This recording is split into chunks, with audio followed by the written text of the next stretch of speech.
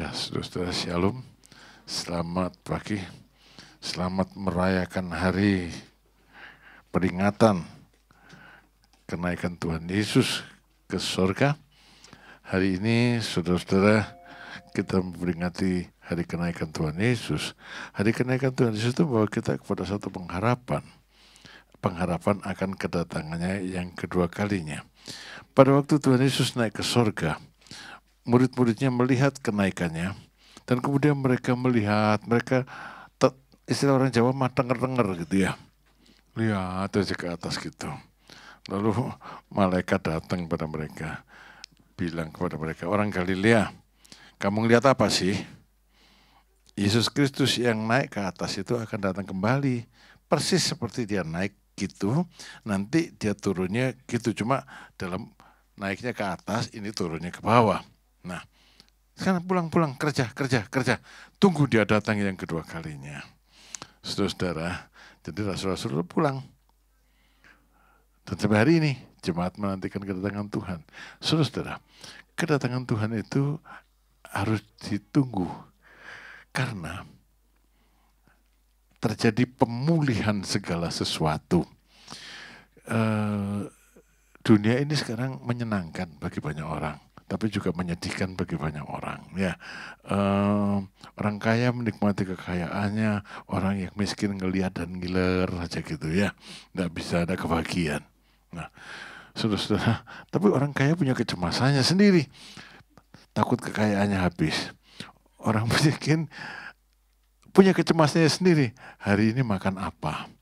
Saya nggak bilang orang kaya cari hari ini makan siapa ya, cemas kalau bagaimana sekarang begini dan begitu dan sebagainya. Sudah jangan rut-rut mikir tentang dunia ini, ya jangan rut-rut. Sekarang kursnya dolar 16.000 berapa bukan urusan kita lah. Ya Indonesia ya begini-begini aja. Sudah cukup banyak yang bikin pusing saudara, nggak usah mikirin dolar lagi lah. Ya beras naik itu bukan karena dolar, beras naik karena panennya gagal. Ya nggak usah pusing-pusing. Saya sih nggak mau pusing-pusing mikirin sesuatu yang di luar jangkauan kita, kecuali Ros memang perlu mikir karena dia kepala cabang Bank Danamon, jual dolar beli dolar, biarlah dia saya mikir ya. Tak lihat statusnya selalu di kurs dolar segini-segini, biar bagian bela ke direktur Bank Danamon, tapi nanti kalau jadi ibu gembala jangan mikir kurs dolar lagi ya. Hah? Kalau jadi ibu gembala, nggak boleh mikir kurs dolar. Saudara, kita itu sedang menanti kedatangan Tuhan Yesus yang kedua kalinya. Apa sih yang terjadi? Dunia baru. Dunia sekarang ini indah. Tapi, saudara-saudara, sekarang ini orang sengsara loh ya.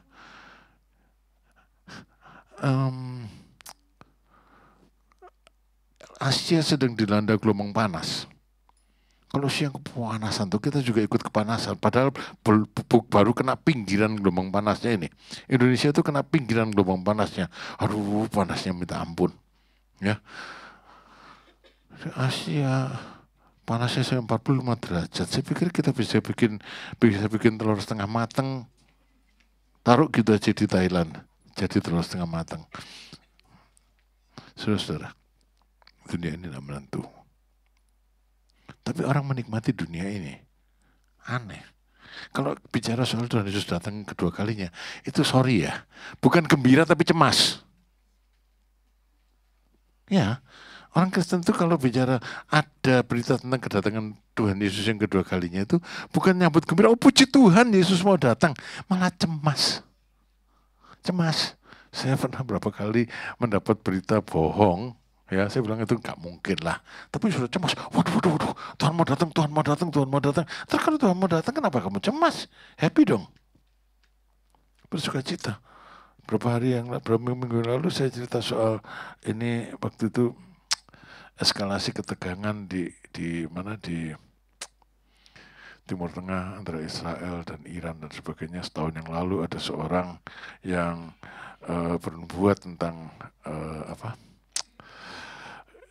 konflik antara Iran dan Israel yang belum tuntas ya, tapi itu akan meningkatkan eskalasi ketegangan dan sebagainya. Bahwa Yesus akan datang kedua kalinya, dia bilang, tapi nggak apa-apa, kalaupun Israel ini perang lawan Iran dan kalah, tapi Israel tidak akan dimusnahkan.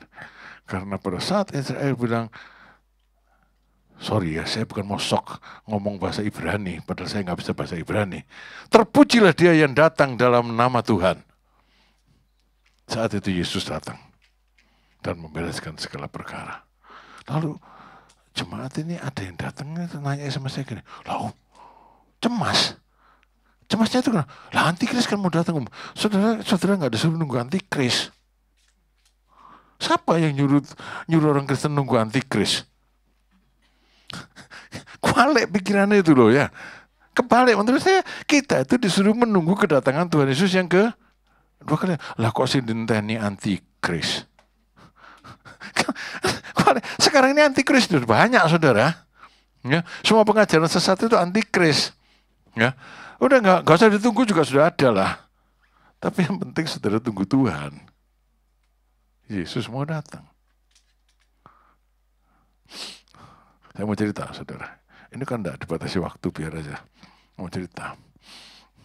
Ada politikus, saudara mungkin tahu ceritanya lah. Sudah perlu tahu nih ya. Toh, mati, dibawa sama malaikat untuk melihat surga. Enak nggak? Enak ya, enak katanya. Tapi tunggu dulu, jangan buru-buru milih katanya. Dibawa ke neraka, dia lihat, kok lebih enak lagi ya. Di surga orang nggak boleh minum-minum, di neraka boleh minum-minum. Di surga orang nggak boleh seks bebas, di neraka seks bebas. Pesta pora. Jadi dia milih, mana yang dipilih kata malaikat? Kata yang nganter, bukan malaikat lah, yang nganter. Ini aja lah neraka lah, ya sudah ya milih ya, coplos ya. Coplos ya, bener ya, sudah coplos. Coplos dia masuk neraka, dan dia lalu lihat keadaan neraka yang sebetulnya. Lalu dia komplain, lah waktu kemarin ditunjukin tidak seperti ini, sekarang malah sengsara di neraka. Namanya kampanye. Kan kampanye. Tapi hari ini kalau saya bilang soal kedatangan Tuhan Yesus dan dunia baru, dengan dunia barunya bukan kampanye, saudara. Itu memang realita. Karena Tuhan menciptakan dunia ini begitu indah. Dia puas dengan dunia ini, tapi kita merusakkannya. Dikatakan kita merusakkannya. Karena kita dikuasai dosa dan neraka. Tapi kalau Yesus datang, umat yang layak baginya, dia akan berada di dunia baru. Di mana orang kaya menikmati kekayaannya tanpa takut kekayaannya dimakan hilang. Orang miskin tidak lagi menikmati kemiskinannya karena dia menjadi kaya sama seperti si kaya. Di mana anak-anak memasukkan tangannya ke sarang ular beludak dan tidak gigit oleh ular, bermain-main dengan ular. Di mana singa bermain-main dengan domba, anak domba. Saudara-saudara, saya pikir ya, saya kadang-kadang mikirkannya itu ya.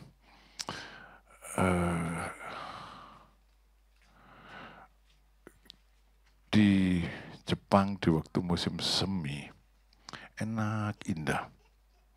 Saya pernah sebulan di sana pada waktu musim semi, enak, indah. Nggak panas, langit biru, bunga-bunga berkembangan. Kalau di Indonesia keluar, waduh, kepalanya cokot-cokot ya toh. Kalau di sana musim semi indah gitu ya. Kalau musim gugur indah tapi kademen, ya. Musim semi enak gitu ya. Saudara, saya mikir gimana surga lebih dari itu. Karena musim semi bikin orang alergi. Anak cucu saya opname berapa kali di musim semi sebab alergi. Tapi di surga orang tidak alergi lagi.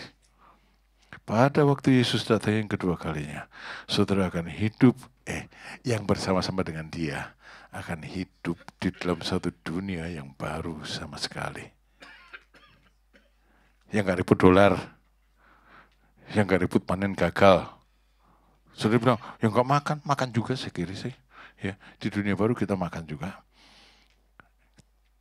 Saudara-saudara, tunggu kedatangannya. Jangan nunggu antikris, saudara. Nggak nunggu antikris kok. Aduh, antikris mau datang ya. Makanya orang Kristen kalau dibilang Tuhan Yesus datang, panik. Yang ditanya antikris bukan Tuhan Yesus sih. Gak usah ditunggu, saudara. Saya ulangi lagi. Gak usah ditunggu. Antikrisnya sudah ada sekarang ini. Sudah ada ajaran sesat begitu banyak, itu antikris semua. Tunggu Yesus datang. Saudara, Kita nyanyi ya. Kita nyanyi tuh dulu, tapi sekarang kayak sini kan nggak pernah nyanyi ya. Kalau bunyi sangkakala, kalau bunyi sangkakala, kalau bunyi sangkakala, kalau bunyi sangkakala ku ada, ya kalau namaku dipanggil ku ada, kan gitu ya. Yang saya nanya lu saudara, yang saya nanya beberapa hari ini, kalau namanya nggak dipanggil gimana? Pernah mikir enggak? Pernah mikir enggak saudara? Gimana kalau namanya nggak dipanggil tuh? Ya, saudara-saudara, berpikirlah sungguh-sungguh. Saya nggak ngitung-ngitung, tapi saya tahu dari sebelum dia tanda-tanda dia akan datang. Akibatnya kita mesti siap menyambut dia datang. Ya, kita mesti siap menyambut dia datang. Slide. Siap menyambut Yesus datang kembali. 1 Tesalonika pasal 16 ayat 17. Apa yang terjadi? Sebab pada waktu tanda diberi, ada tanda yang diberi. Tandanya, tanda Tuhan, jangan cari tanda manusia. Yang chip lah, yang kalender Aztec lah, yang kan orang Kristen tuh kapan sih disuruh lihat kalender Aztec berarti tahun 2021 kiamat. Tapi banyak yang, saudara, 2021 enggak kiamat, COVID ya. Nah, pada waktu tanda diberi, tandanya itu baca Alkitab, cocokkan dengan keadaan zaman. Pada waktu penghulu malaikat berseru dan sangkakala berbunyi, maka Tuhan sendiri akan turun dari sorga. Dan mereka yang mati dalam Kristus akan lebih dahulu bangkit. Sesudah itu kita yang hidup, yang masih tinggal akan diangkat bersama-sama dengan mereka dalam awan menyongsong Tuhan di angkasa. Demikianlah kita akan selama-lamanya bersama dengan Tuhan. Di sini ada kata kita. Kita itu sopo coba? Kita itu siapa? Bisakah kita, saudara dan saya bilang kita itu saya termasuk dalam kita itu. Beneran. Atau kita, saudara dan saya sebetulnya embo ya. Repot-repot mikir itu, sudah datang dunia sekarang sudah enak kok. Ya. Bisa main game dari pagi sampai malam, betul enggak? Saudara punya HP? Main game enggak? Ada orang-orang tua di sini TikTokan terus. Saya yang tua malah TikTokan, tapi memang buat orang tua TikTok itu ya menghibur juga. Tadi saya cerita tadi kan TikTok. TikTokan gitu ya. Game. Enak toh? Pergi sudah tua enggak ada kerjaan TikTokan, main game ya toh. Ponakan saya bilang manggil saya engku ya. Saya ngomong saya lupa, Gue supaya nggak lupa main sudoku, pikirannya jadi terbuka. Ya. Saya coba main sudoku, saya main sudoku pintar ya saudara. Pertama kali 30 menit baru selesai, cucu saya bilang 30 menit Okong, itu mah kebangetan gitu. Sekarang 5 menit. Tapi pikiran saya tetap baik. Nggak ada rubah, saya berhenti sudah. Bosan juga. Apa nyusun angka 1, 2, 3. Aduh, saya bilang, apa nggak ada kerjaan lain? Sudah. Tapi bagi banyak orang kan enak dunia ini. Game. Ya toh? Nyolongnya uang toko buat bayar game online, oke juga. Apalagi kalau majikannya mamanya sendiri, tantenya sendiri, ya diambili buat main game. Enak tak dunia ini. Bagi orang yang waktu itu namanya tidak dipanggil, ya enak. Yang namanya tidak dipanggil. Ingat, ada yang namanya tidak dipanggil. Saudara, apa kita siap untuk menunggu kedatangan Tuhan Yesus yang kedua kalinya? Coba pikir, saya ada di mana ya? Saya itu bukan saudara mikir, Pak John ada di mana ya? Saya itu ya saya, masing-masing saya toh. Coba pikir, slide. Ayo, saudara ada di mana? Tegak menengadah. Atau di bawah itu kelihatan enggak sih gambarnya? Repot menikmati dunia. Sibuk menikmati dunia. Waduh, Yesus mau datang. Lah, kok waduh. Ya. Saudara-saudara, aku ada di mana? Coba dipikir. Hari ini kita memperingati, bukan cuma sekedar peringatan, tapi Memang kita harus bersiap-siap untuk masuk ke dunia yang baru. Dunia yang baru itu dua. Yang penuh damai sejahtera atau yang penuh penderitaan. Waktu Yesus datang yang kedua. Saya pikir orang yang panik waktu dengar Tuhan Yesus datang yang kedua karena dia tidak siap. Tapi sekarang siap, saudara. Karena saudara siap atau tidak siap, Yesus akan datang kembali. Kalau dia sudah naik, pasti dia akan datang. Pasti akan datang. Dan mumpung belum terlambat, siap. Soalnya apa? Sudah kumpul sangkakala bunyi, semua orang kumpul, namaku nggak dipanggil. Gimana? Orang longso. Atau mungkin juga waktu sangkakala berbunyi kita nggak di sana. Nggak tahu lagi di mana. Saudara, saya berpikir tentang hal ini. Berapa sih kira-kira yang namanya nggak dipanggil? Berapa yang namanya nggak dipanggil? Saya tuh mikir, sungguh-sungguh saya merenungkan berapa yang namanya nggak bakal dipanggil. Krosok-krosokan Kristen, krosok-krosokan selamat, tapi ternyata namanya nggak dipanggil. Berapa? Nah, saudara, Tuhan mengingatkan saya. Ya, saya bilang Tuhan mengingatkan saya nyiapkan firman Tuhan, bukan nyiapkan dongeng ya. Belajar dari perumpamaan slide. Belajar dari perumpamaan 10 anak darah. Belajar dari perumpamaan 10 anak darah. Ini bicara soal Tuhan Yesus datang. Kita baca Matius pasal 25 ayat 1-13. Begini. Pada waktu itu hal kerajaan sorga seumpama 10 gadis yang mengambil pelitanya dan pergi menyongsong mempelai laki-laki. 5 diantaranya bodoh dan 5 bijaksana. Gadis-gadis yang bodoh itu membawa pelitanya tapi tidak membawa minyak.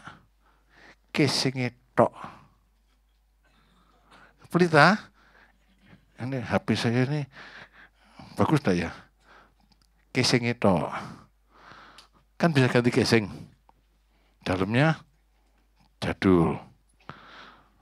Orang ke dokter, saya ke dokter di Cirebon saya tidak kenal, jangan tanya saya. Dokter siapa ya? Saya tidak kenal, mereka muda-muda, saya sudah 10 tahun, 12 tahun tidak pernah kumpulnya di gereja. Jadi kalau saya mati dokter nggak datang, tapi orang gereja datang ya.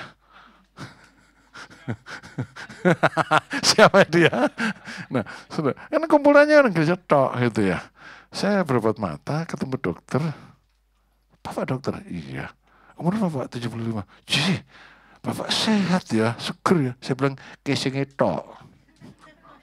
Dalamnya sering sak saya bilang. Nah, saudara-saudara, bahwa pelita tidak punya minyak itu casingnya tok Kristen, hatinya tidak ada isinya. Kenapa Kristen? Nah, dilihat hatinya. Nah, kayak dalamannya saya nih. Jantungnya jalan karena ada baterai. Ginjalnya masih berfungsi karena nak makan macam-macam dan seterusnya. Ya, apa namanya?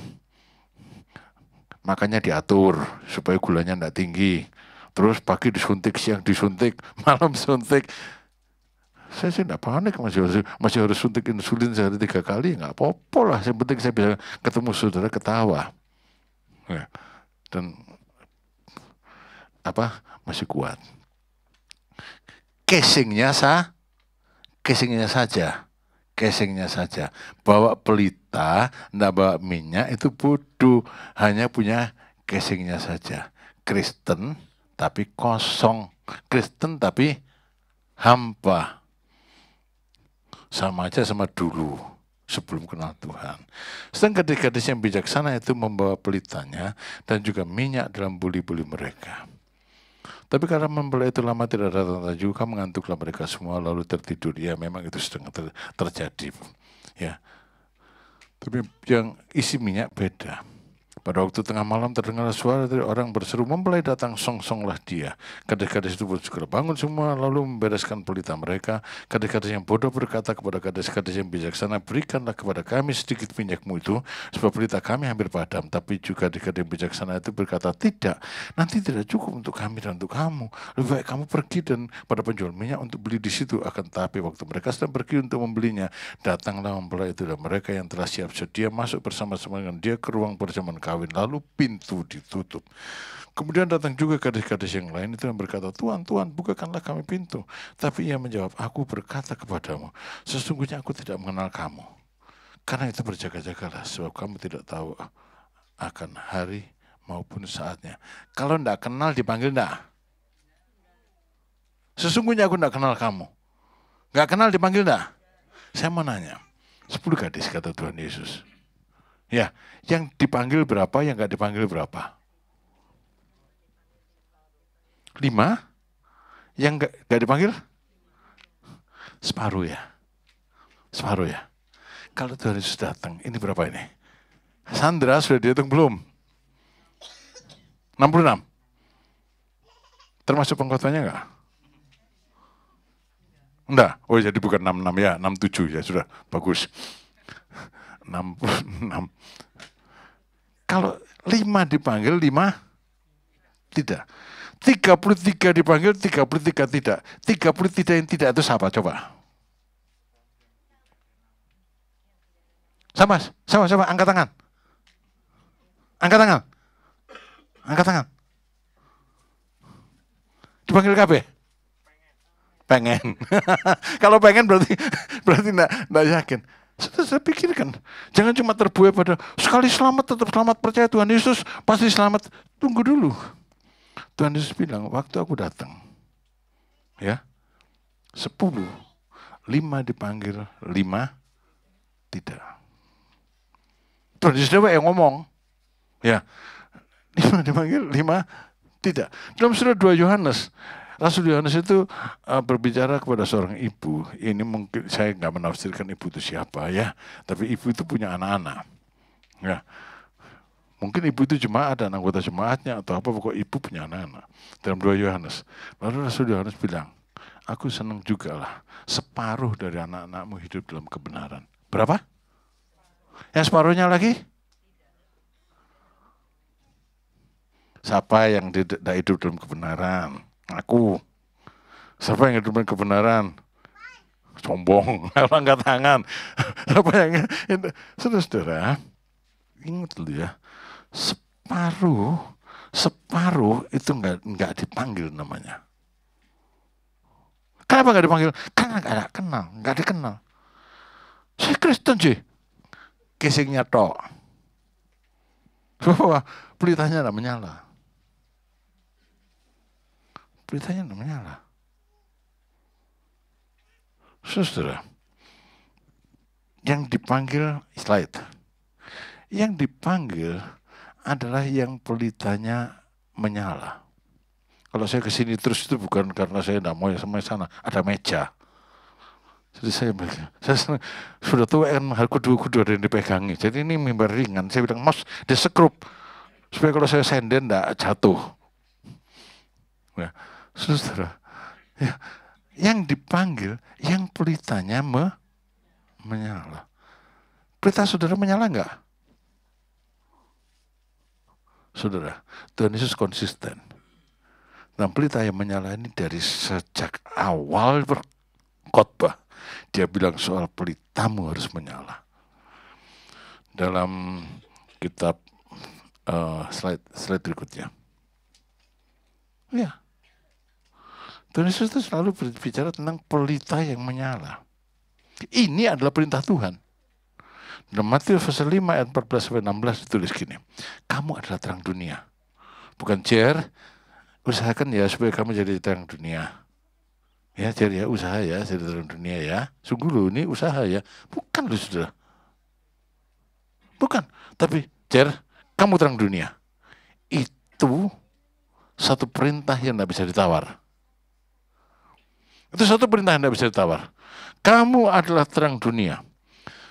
Kota yang terletak di atas gunung tidak mungkin tersembunyi. Orang Kristen itu tidak bisa sembunyi, saudara. Pamer.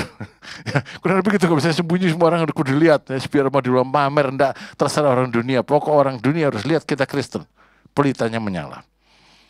Lagi pula orang tidak menyalakan pelita lalu meletakkannya di bawah kantang. Tuhan Yesus menyalakan pelita kehidupan kita. Pelita kita. Bukan untuk disembunyikan. Melainkan diletakkan di atas kaki dia sehingga menerangi semua orang dalam rumah itu. supaya berfungsi, menjadi terang. Demikianlah hendaknya terangmu bercahaya di depan orang, supaya mereka melihat perbuatanmu yang baik dan memuliakan Bapamu yang di surga. Saudara, orang Kristen itu tidak ada kamusnya. Jangan bilang-bilang ya, jangan bilang-bilang. Banyak itu ya, saudara, terus terang, banyak itu yang suka sembunyi-sembunyi. Jangan bilang-bilang ya, jangan bilang-bilang ya. Kenapa jangan bilang-bilang? Hatinya tidak lurus. Pendeta sama pendeta juga hatinya nggak lurus. Jangan bilang-bilang ya. Nanti iri. Loh pendeta kok iri? Atau hari ada pengerja di sini dikasih motor, nggak ngomong sama saya. Ada orang ngasih motor, nggak ngomong sama saya. Tak diemin aja, nggak ngomong. Tak panggil sama saya. Tak marahi sama saya. Kamu dikasih motor? Iya. Kenapa nggak ngomong sama saya? Takut saya iri. Saya bilang, kalau kamu dikasih orang, saya tahu ya saya berterima kasih, soalnya saya tidak bisa ngasih kamu. Kenapa saya mesti iri? Ya toh.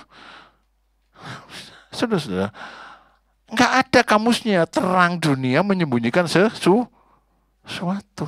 Semua orang tahu. Dan itu penting. Kalau banyak yang disembunyikan, berarti banyak yang dalam dalam terang tidak ada gelap, saudara. Ya, dalam terang tidak ada gelap. Ya, dalam terang tidak ada gelap.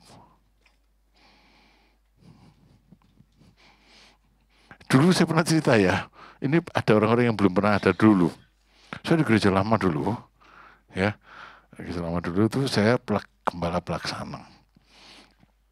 Terus waktu Natal, banyak uangnya sih di sana.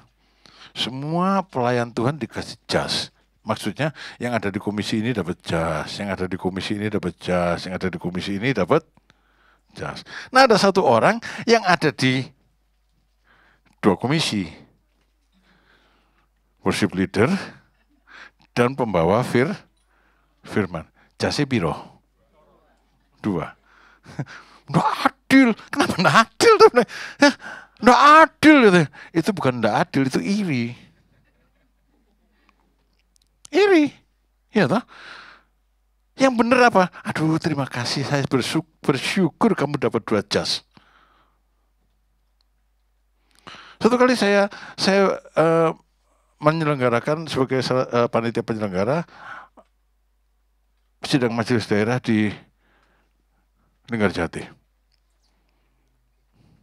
Saya masuk ke Hotel Grage apa di Linggarjati itu? Yang bagus itu loh. Grage Sangkan ya? Bukan yang tempat orang rendam ya, hotel yang bagus itu. Bintang 5. Ya. Nah, bintang 5, bintang 3 atau bintang 4, tahu lah. Pasti bukan bintang kecil di langit yang tinggi ya. Nah, saya masuk situ, ada yang ngotot-ngotot. Ini pendeta KB yang datang ini. Ada ngotot-ngotot sama resepsionis. Saya datang, ada apa ya Pak ya? Pak panitia, iya. Ini kenapa? Teman saya ini daftar kamar standar, dapatnya kamar di atas standar apa? Pokok kamar di atasnya gitu loh. Saya kan enggak pernah nginep di hotel ya. Nggak tahu lah. Standar sama deluxe itu gimana? Kenapa sama-sama daftar standar dia dapat deluxe, saya ditaruh kamar standar. Ngeyel dia. Saya kan orangnya jahat. Sorry Pak. Saya mau nanya, Bapak ini daftarnya di kamar apa? Kamar standar. Saya kan daftar kamar standar. Bapak dapat kamar apa? Kamar standar. Kok protes? Karena teman saya dapat kamar deluxe. Bapak daftarnya apa? Standar. Dapat apa? Standar. Ya kan aneh. Saya bilang, gini Pak ya. Bapak terima kuncinya, masuk kamar berlutut, berdoa sama Tuhan. Tuhan terima kasih.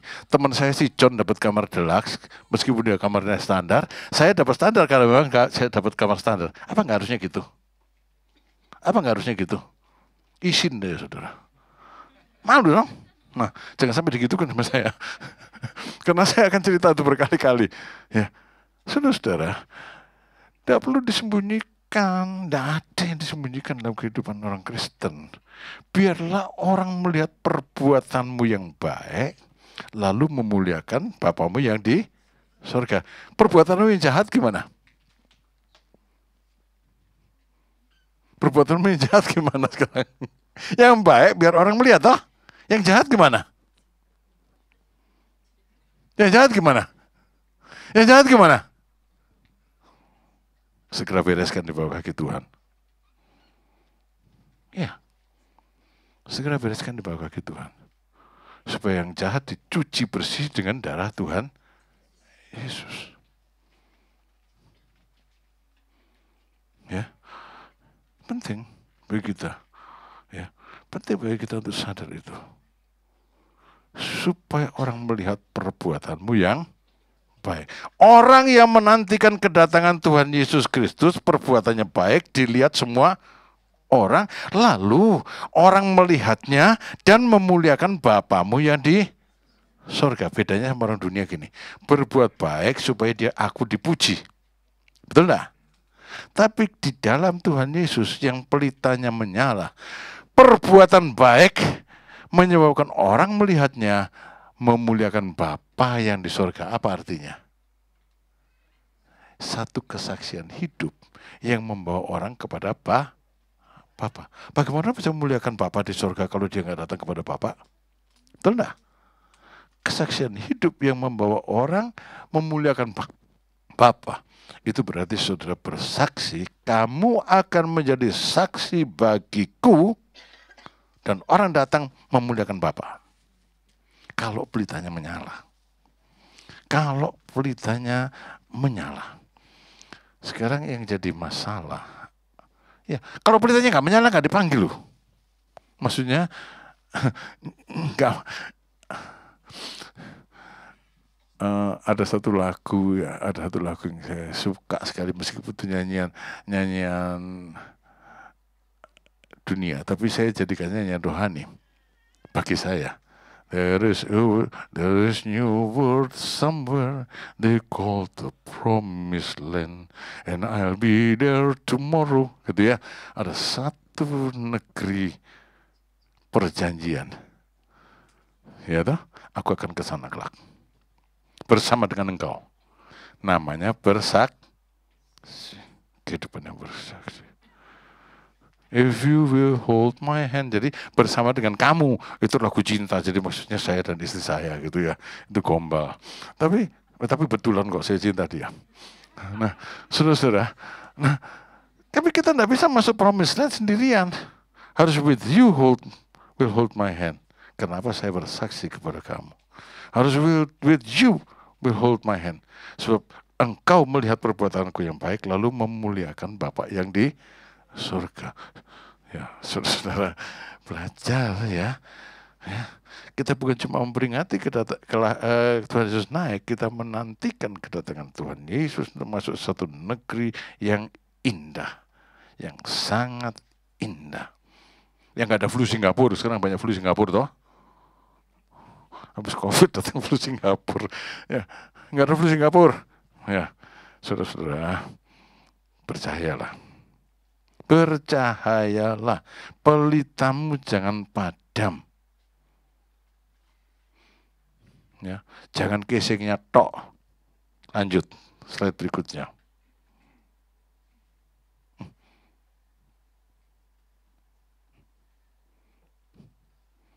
Ya sudahlah. Ya. Pelita yang menyala harus diisi minyak. Pelita yang kosong tidak bisa nyala. Nyala sebentar bisa lah, sumbunya habis langsung mati dia. Minyak itu lambang Roh Kudus, saudara. Harus penuh Roh Kudus. Kalau pelitanya menyala, penampungannya tetap penuh terus enggak? Hah? Berkurang toh? Tapi harus terus penuh. Artinya terus-menerus di dalam persekutuan, terus-menerus diisi. Minyak adalah lambang Roh Kudus, harus penuh Roh Kudus. Dari mana? Tuhan memberi. Tuhan berikan Roh Kudus. Ya. Saudara tidak perlu cari mana-mana, dikasih kok. Bagian kita apa? Aku mau. Bagian kita adalah mengambil keputusan untuk menerima Roh Kudus. Mengambil keputusan untuk menerima itu mudah atau susah? Mudah. Mudah nggak? Mudah ya toh? Kan saudara nggak perlu usaha. Ini kasih. Mau nggak? Terima toh? Mudah sebetulnya. Tapi bisa susah juga, saudara. Ya. Tapi saudara, kalau memang mengambil keputusan untuk menerima, terima. Tidak ada pilihan lain. Tidak ada nomor 1, 2, 3. Adanya nomor 1, 1, 1. Penuh dengan Roh Kudus. Terima. Mudah. Mudah, cuma terima dok. Susah. Ada susahnya juga, saudara. Tadi pagi saya cerita, dan sekarang cerita lagi. Dulu pernah cerita. Saya punya teman, ya bukan teman lah, sama-sama dokter, tapi dia senior. Jadi bilang teman, ya teman, tapi senior. Pantas jadi tante saya gitu ya. Nah, dia punya banyak anjing, anjing bagus. Anjing bagus. Anjing murni lah. Murni apa? Nggak, saya nggak ngerti istilahnya penggemar anjing kuku apa sih, pokoknya yang murni gitu ya. Kalau herder ya nggak campuran sama yang lain. Kalau bulldog ya nggak campuran sama yang lain. Nah, dia baik sama saya, dia bilang sama saya, Dokter Joni, baru beranak. Dokter mau tah? Saya tuh mikir, anak-anak saya itu, engkongnya itu pencinta binatang. Mau, dia. Biar mereka, paling tidak mestinya ada gen yang kurang lebih gitu. Mau, saya bilang. Ya sudah, nggak beli. Pas saya pergi, saya belum sempat ngambil di rumahnya dia. Pas saya pergi, dia datang naik becak. Dia tuh nggak bisa naik mobil, sudah. Dia datang naik becak, bawa guguknya ini ke rumah. Nah, saya pulang, betul saya bilang, tadi ada dokter datang bawa guguk. Terus mana guguknya? Bawa pulang katanya. Terus mau ngasih, bawa pulang. Jadi besoknya saya ketemu, saya bilang, dok, kemarin ke rumah ya? Iya. Bawa guguk? Iya. Lah guguknya kan bawa pulang. Saya bilang, rumahnya dokter Joni itu, pokoknya gini, tadi saya ngomong gimana ya? Nggak ada tempat di rumahnya dokter Joni itu. Kasihan guguknya. Ya, saya nggak nyiapkan saya nggak nyiapkan tempat. Ya, saya nggak nyiapkan tempat. Mau tapi tidak konsekuen.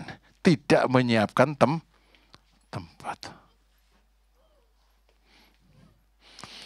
Saudara, kalau tanya mau dipenuhi Roh Kudus? Mau. Saudara siapkan tempatnya enggak? Nah ini yang susah toh. Terus terang aja banyak orang masih cinta dosanya, masih cinta selingkuhannya, masih cinta semacam-macam lah ya. Ya. Ya, satu kali saya bentrok sama konglomerat, saudara. Konglomerat kan selingkuhannya banyak. Ya, jangan bilang enak jadi istri konglomerat. Selingkuhannya banyak. Satu kali bertobat. Semua dilepas selingkuhannya, kecuali satu. Satu itu bukan istrinya. Ya. Itu satu. Terus dia cerita sama saya, dia bilang, sudah saya lepas semua loh, dok. Sejak saya bertobat saya lepas semua, kecuali satu. Saya bilang, ya enggak boleh. Ngamuk, saudara. Ngamuk dia. Ngamuk ya, sudah enggak dikenal konglomerat, enggak apa-apa, asal dikenal Tuhan Yesus, toh. Enggak dibikin sahabat oleh konglomerat, enggak apa-apa, asal dijadikan sahabat oleh Tuhan Yesus. Ya enggak boleh, tak bilang saya. Satu itu mesti dibuang. Ngamuk, saudara. Ngamuk, ya wis. Saudara, semua harus dilepaskan dosa-dosa. Tidak boleh. Melepaskan dosa susah. Ya nggak susah lah kalau mau sih. Cuma sayang kali kita eman ya toh. Eman, saya bersih-bersih rumah saudara, tapi nggak selesai-selesai. Karena kalau saya mati, barang saya itu sampah buat mereka, itu bakal dibuangi semua. Ya, jadi saya mulai bersih-bersih. Ya, mau dibuang eman. Mau dibuang eman. Mau dibuang eman. Tapi nggak dipakai, itu apa? Sampah seperti itu. Sampah toh. Coba lihat lemari saudara isinya barang berguna atau sampah. Mau dibuang, eman. Mau dibuang, eman. Ya, siapa tahu nanti masih butuh. Kan gitu. Ya.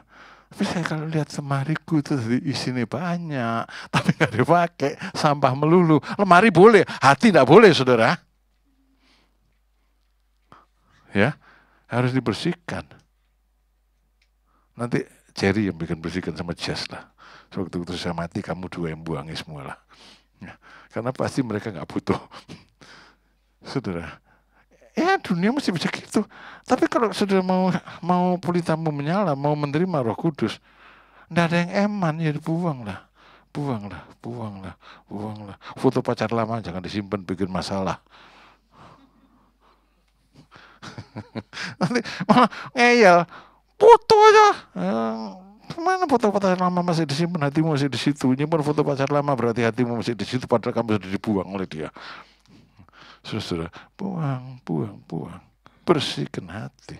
Mau terima Roh Kudus, sediakan tempat. Tempatnya di mana? Di hatimu. Bersihkan hatimu. Sebetulnya nggak susah sih, tinggal minta ampun sama Tuhan Yesus. Tuhan bilang, ya udahlah, aku juga mati untuk menyucikan dosamu itu. Maka kitanya aja yang ngeyel. Jadi bagian kita menerima bagian ini adalah, ya sudah, kalau memang mau menerima, bersihkan hatimu.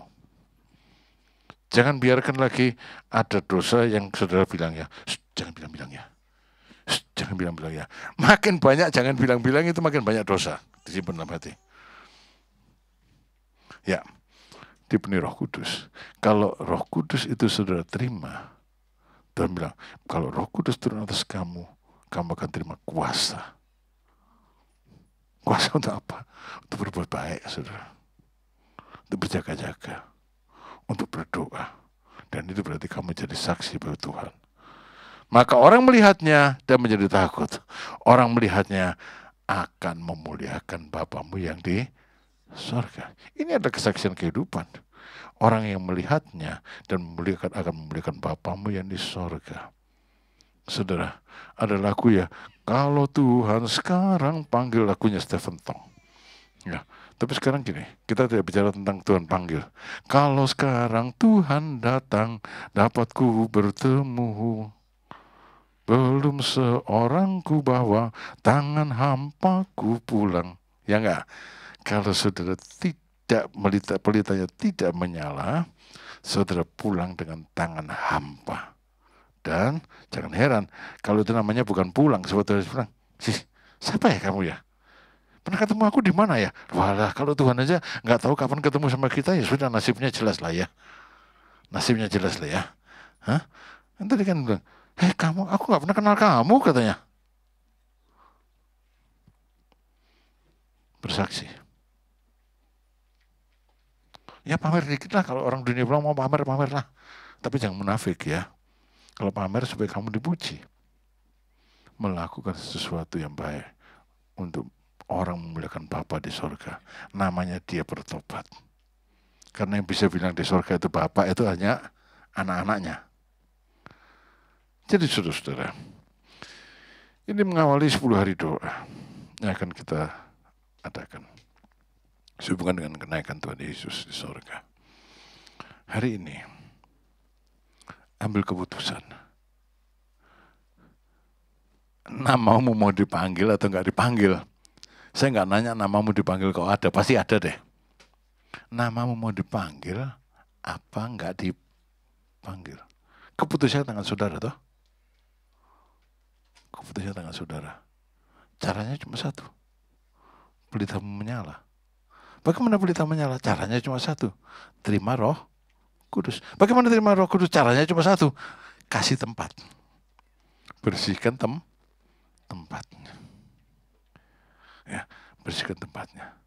Nah, pada pagi hari ini saya mau ajak saudara ya, merenungkan, dan saya dorong saudara ambil keputusanlah yang benar. Ambil keputusan yang benar. Jangan terus